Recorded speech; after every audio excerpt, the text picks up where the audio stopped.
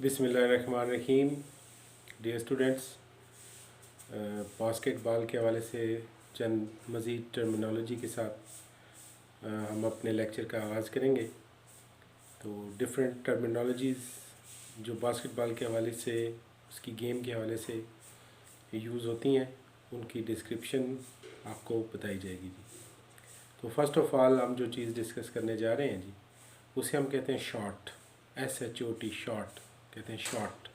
Shot से क्या मुराद है? बेसिकली खिलाड़ी अब अपने हाथ में बॉल को पकड़ के, ठीक है, फ्री थ्रो के ज़रिए या बास्केटबॉल में बॉल को स्कोर करने के ज़रिए, बकेट करने के लिए बॉल को बास्केट के अंदर थ्रो करता है, या फ्री थ्रो मिलने के ऊपर बास्केटबॉल के अंदर बॉल को थ्रो करने की कोशिश करता है, तो इसको हम शॉट कहते हैं जी।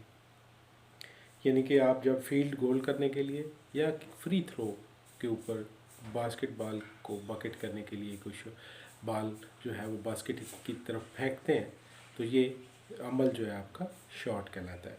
नेक्स्ट चीज़ है जी, जिसे हम कहते हैं टेप। बास्केटबॉल में टेप से क्या मुराद है? यानी खिलाड़ी बॉल के साथ हाथ के साथ बॉल को हल्का सा ज़रब लगाता, हाथ के साथ बॉल को हल्की सी ज़रब लगाना, बॉल किसी की तरफ फेंकना, ये अमल जो है मुखालिफ की बास्केट में डालने की कोशिश करना, ठीक है, या बॉल को हल्का सा ज़रब लगाना, ठीक है, और फील्ड गोल करने की कोशिश करना, ये अमल जो है वो टेप कहलाता है जी। नेक्स्ट एक टर्मिनोलॉजी हम बास्केटबॉल में यूज़ करते हैं जी, जिसे हम कहते हैं डंक लगाना। यानी डंक बिल्कुल अपोजिट है टेप के। जैसे टेप में था, आपको बताया कि बॉल के साथ ज़रब लगाना, हल्का सा ज़रब लगाना, और डंक इससे बिल्कुल बरअक्स है। अक्सर ये बास्केटबॉल के हवाले से ये टेक्नोलॉजी जो है वो डंक लगाना बड़ी यानी कि फेमिलियर है, बहुत ज़्यादा इसके हवाले से बातचीत होती है। तो ये मैं थोड़ा सा आपको ये बता दूं कि ज़ोरदार तरीके से एक हाथ के साथ या दोनों हाथों के साथ जब खिलाड़ी जंप लगा के बॉल को बास्केट करने की कोशिश करता है, तो इस अमल को हम डंक का नाम देते हैं। मोस्टली नेशनल इंटरनेशनल लेवल के ऊपर जो सब सही प्रोफेशनल खिलाड़ी होते हैं, वो इस अमल को बेहतर से बेहतर तरीके से करने में माहिर होते हैं और ये डंक लगाते हैं। यानी जब आप एक हाथ के ज़रिए या दोनों हाथों के ज़रिए ज़ोरदार तरीके से बॉल को बास्केट करने की कोशिश करते हैं, तो इस अमल को हम डंक का अमल कहते हैं।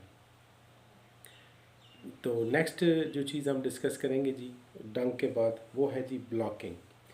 ब्लॉकिंग क्या है? बेसिकली जब आप इनफरादी, ब्लॉकिंग क्या है जी? एक इनफरादी टकराव है। यानी बॉल के, खिलाड़ी के पास बॉल के ज़रिए या बॉल के बगैर किसी भी खिलाड़ी को किसी सिमत में आगे हरकत करने में रुकावट पैदा करना, दैट इज़ कॉल्ड ब्लॉकिंग। यानी जब आप किसी खिलाड़ी को बॉल अगर उसके पास है, बॉल इन पोजेशन है, या उसके पास बॉल जो है वो उसकी पोजेशन में नहीं है, तो वो किसी सिमत मूव करता है, तो उसको आगे फर्दर मूव करने के अमल में जो रुकावट पैदा करना या किसी सिमत में हरकत करने ना देना, that is known as blocking.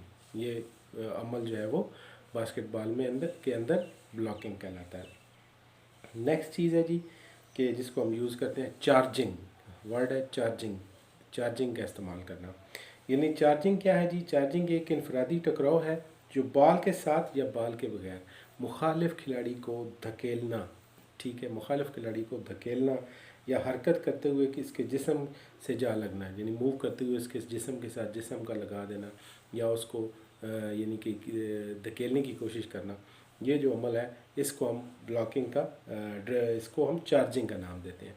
यानी इनफरादी टकराव, ऐसा इनफरादी टकराव जिसमें मुखालिफ खिलाड़ी को धकेलना या हरकत करते हुए उसके जिस्म से जा लगना, चार्जिंग का अमल जो है वो कहलाता है। नेक्स्ट चीज़ जो हम डिस्कस करेंगे जी, ड्रिबलिंग। कि बास्केटबॉल में ड्रिबलिंग किसे कहते हैं? बॉल को टप्पा देकर आगे बढ़ने के अमल को, यानी बॉल को ज़मीन के ऊपर मुसलसल टप्पा देते रहना, बॉल को एक हाथ से कंट्रोल करना, आगे बढ़ते रहना, दैट इज़, इस अमल को हम जो है वो ड्रिबलिंग कहते हैं।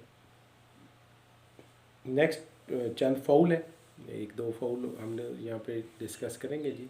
जैसे है जी कि डिसक्वालीफाइंग फाउल। डिसक्वालीफाइंग फाउल, डिसक्वालीफाइंग फाउल से क्या मुराद है? डिसक्वालीफाइंग एक ऐसा फाउल है जिसकी बिना पर खिलाड़ी को नाअहल करार दिया जाता है। एक ऐसा फाउल जिसकी बिना पे खिलाड़ी को नाअहल करार देकर खेल से खारिज कर देना, that is known as disqualifying foul का नाम देते हैं।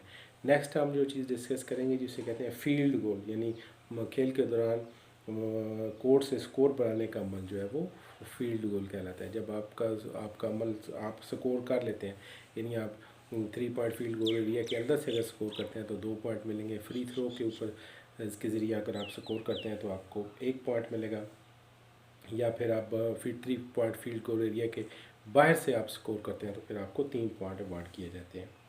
तो ये थी जी चंद टर्मिनोलॉजीज़ जिसको हमने डिस्कस किया है आज के लेक्चर में। तो नेक्स्ट लेक्चर में इंशाल्लाह आप से नई बास्केटबॉल की नई चीज़ों के साथ आपकी खिदमत में हाज़िर होंगे। बहुत शुक्रिया, थैंक यू वेरी मच।